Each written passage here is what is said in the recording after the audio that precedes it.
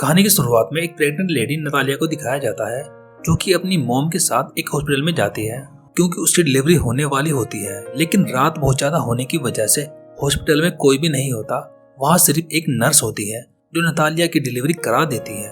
और जब उसका बच्चा पैदा होता है तो वो तीनों के तीनों उस बच्चे को देखकर हैरान रह जाती हैं क्योंकि वो बच्चा हवा में उड़ रहा होता है। इसका मतलब यह है कि इस बच्चे पर ग्रेविटी का कोई भी असर नहीं हो रहा है। अगर इस बच्चे को छोड़ दिया जाए तो यह हवा में आसमान की ऊंचाइयों में उड़ जाएगा, जिसके बाद इसे वापस लाना नामुमकिन होगा। इस बच्चे को देखकर नतालिया और उसकी मॉम की समझ में आ जाता है कि यह बच्चा कोई सामान्य बच्चा नहीं है और वे नहीं चाहते कि इस बच्चे के बारे में किसी को भी पता चले। इसलिए वे तुरंत हॉस्पिटल छोड़कर वहाँ से घर जाने लगती है। लेकिन नर्स उन्हें देख लेती है और उन्हें बोलती है कि अभी तुम्हारे जाने का वक्त नहीं हुआ है। लेकिन वे नर्स की बात नहीं सुनती और अपने घर आ जाती है। घर आ जाने के बाद नतालिया की मॉम उससे पूछती है कि इस बच्चे का बाप कौन है, लेकिन नतालिया को इस बारे में बताना मुश्किल होता है। इसका मतलब शायद नतालिया का बहुत सारे मर्दों के साथ अफेयर थे।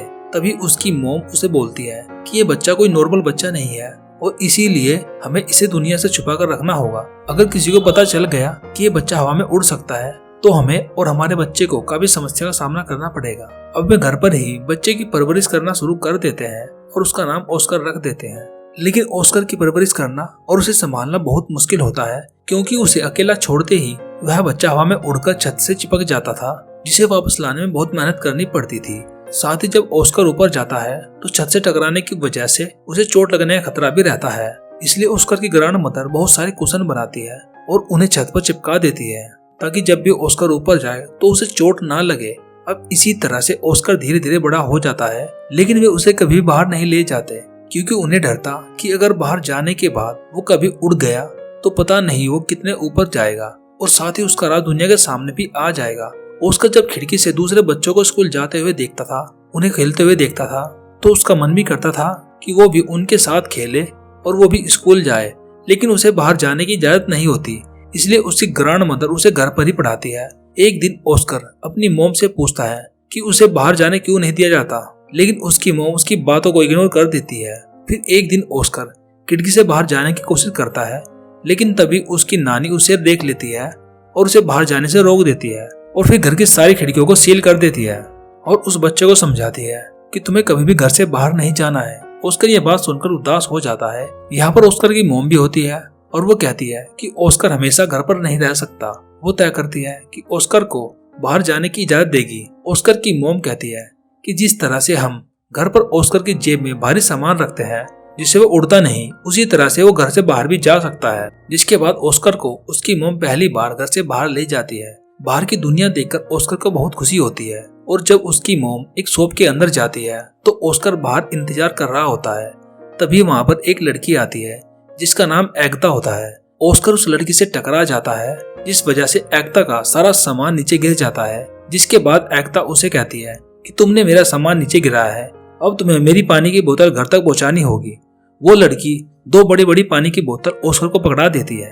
पहले तो ऑस्कर उसे मना कर देता है, लेकिन बाद में मान जाता है और अपनी मॉम को बिना बताए वो उस लड़की के साथ चला जाता है। उसकी जैकेट में पत्थर होते हैं और साथ में दो बोतल, जिस वजह से वो जल्दी थक जाता है और रास्ते में ही अपनी जेब से पत्थर निकाल देता है और एगता के साथ चलने लगता है। अब जल्द ही एगता का घर आ जाता है। वो उससे अपने पानी की बोतल मांगती है, लेकिन ऑस्कर उसे मना कर देता है क्योंकि उसे पता था कि अगर उसने पानी की बोतल दे दी तो वो हवा में उड़ने लगेगा। लेकिन एगता उससे अपने पानी की बोतल छीन लेती है, जिसके बाद ऑस्कर हवा में उड़ने लगता है। एगता उसे देखकर हैरान हो जाती है और उसे कहती है कि तुम तो सुपरमैन हो। ऑस्कर नीचे उतरने के लिए उससे मदद मांगता है तो एगता भागकर अंदर से अपना स्कूल बैग लेकर आती है जो कि भारी होता है। उस बैग के सहारे वो वापस नीचे आ जाता है। यहाँ पर ऑस्कर और एगता की बहुत अच्छी दोस्ती हो जाती है। फिर ऑस्कर उससे एक प्रॉमिस लेता है कि मेरे इस उड़ने वाले राज को किसी को भी नहीं बताएगी। एगता उससे प्रॉमिस करती है कि वो इस राज को कभी भी किसी को नहीं बताएगी। इधर ऑस्कर की मॉम और उसकी नानी परेशान होने लगती है क्योंकि उसने उसकी जेब में जो वेट डाले थे उसे वे रास्ते में पड़े मिले थे।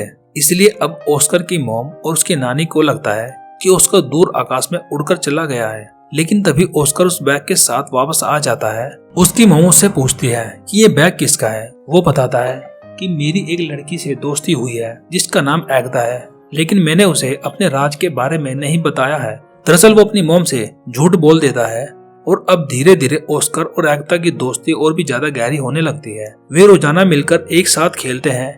फिर एक दिन ऑस्कर की मॉम को पता चलता है कि एगाथा को ऑस्कर का हवा में उड़ने वाले राज पता है और उस दिन से ऑस्कर की मॉम उन दोनों को आपस में मिलने से मना कर देती है। ये देखकर उनके पड़ोसियों को शक होने लगता है कि ऑस्कर की मॉम और उसकी नानी ने ऑस्कर को घर में कैद किया है। इसकी सूचना वे पुलिस को दे देते हैं। पुलिस वाले ऑस्कर के घर पर आते हैं और ऑस्कर से पूछताछ करते हैं, जिसके बाद पुलिस वाले जाने लगते हैं।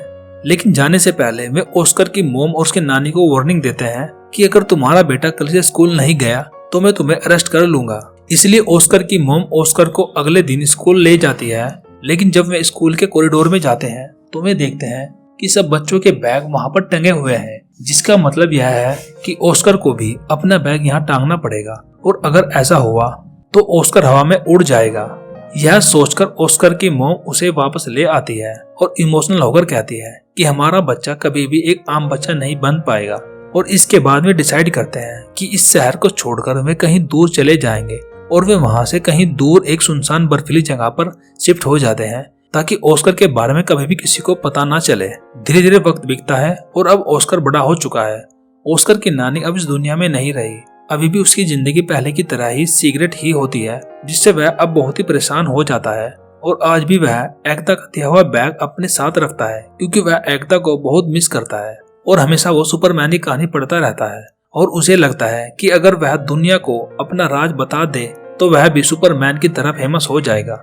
लेकिन उसकी मॉम को यह आइडिया बिल्कुल भी पसंद नहीं आता क्योंकि उसे डर था कि अगर दुनिया को उसका राज पता चल गया तो कहीं वो अपने बेटे को खो ना दे। लेकिन एक दिन उसके सब्र का बांध टूट जाता है और एक दिन ऑस्कर अपनी मॉम को बताए बिना ही घर से बाहर चला जाता है और एक मैजिकल शो में जाकर अपना सुपरमैन वाला टैलेंट दिखाने लगता है, जिससे वह एक ही रात में फेमस हो जाता है। और ऑस्कर की मॉम भी उस शो को देख लेती है, जिसे देखकर वह बहुत परेशान हो जाती है।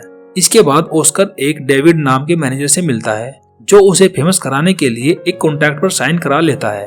और अब वे दोनों कई सारे शो करते हैं, जिससे ऑस्कर बहुत ज्यादा फेमस हो जाता है और साथ ही बहुत सारे पैसे भी कमा लेता है। ऑस्कर को अब नाम दिया जाता है द मैन विदाउट ग्रेविटी। लेकिन धीरे धीरे ऑस्कर इससे भी बोर होने लगता है। दरअसल बचपन में वो सुपरमैन की तरह एक हीरो बनना चाहता था, लेकिन अब वह हीरो नहीं है बल्कि वह लोगों का हंसाने वाला एक जोकर बनकर रह गया है, जो कि वह नहीं चाहता था। ऑस्कर अपनी इस जिंदगी से पूरी तरह से फ्रस्ट्रेट हो जाता है।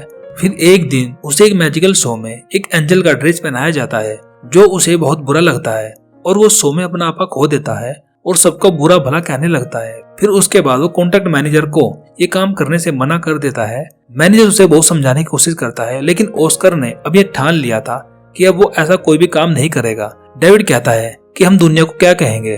वो कहता है कि तुम दुनिया को बता देना कि ऑस्कर मर चुका है। और इसके बाद वो अपनी मॉम और डेविड को छोड़कर वहां से कहीं दूर चला जाता है ताकि वो एक अलग तरह की जिंदगी जी सके। और अगले दिन न्यूज में दिखाया जाता है कि ऑस्कर की मृत्यु हो गई है, जिसके बाद कई न्यूज रिपोर्टर ऑस्कर की मॉम के घर जाते हैं और उसकी मॉम से ऑस्कर के बारे में पूछते हैं। लेकिन ऑस्कर की मॉम उन्हें उनकी किसी भी सवाल का जवाब नहीं देती। ऑस्कर की मॉम ऑस्कर के जाने के बाद बिल्कुल अकेली पड़ जाती है। इसी तरह से कई और साल बीत जाते हैं और ऑस्कर की मॉम की मृत्यु हो जाती है।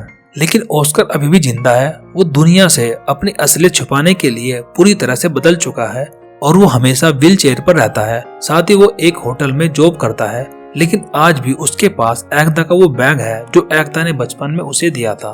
फिर एक दिन ऑस्कर के होटल में एक लड़की आती है और वो ऑस्कर के पास उस बैग को देखकर हैरान हो जाती है, क्योंकि ये लड़की कोई और नहीं बल्कि एगाथा है। वो ऑस्कर को पहचान लेती है और उससे मिलकर बहुत खुश होती है। एगाथा की जिंदगी अब काफी ज्यादा बदल चुकी है। उसने पैसे कमाने के लिए गलत रास्ता अपना लिया है, इसलिए वो उस होटल में अलग अलग लोगों के साथ आया करती थी। और अब ऑस्कर और एगाथा एक बार फिर से एक दूसरे के साथ होते हैं। ऑस्कर उसे आज भी बहुत प्यार करता है, इसलिए वो एक दिन उससे अपने प्यार का इजहार कर देता है, जिसके बाद वे दोनों शादी कर लेते हैं। और शादी के बाद वे दोनों अपने उसी घर में आ जाते हैं जहाँ पर ऑस्कर अपनी नानी और अपनी मॉम के साथ रहा करता था। और अब वे दोनों उस घर में खुशी खुशी रहने लगते हैं। और इसी के साथ ये मूवी यहीं पर खत्म हो जाती है।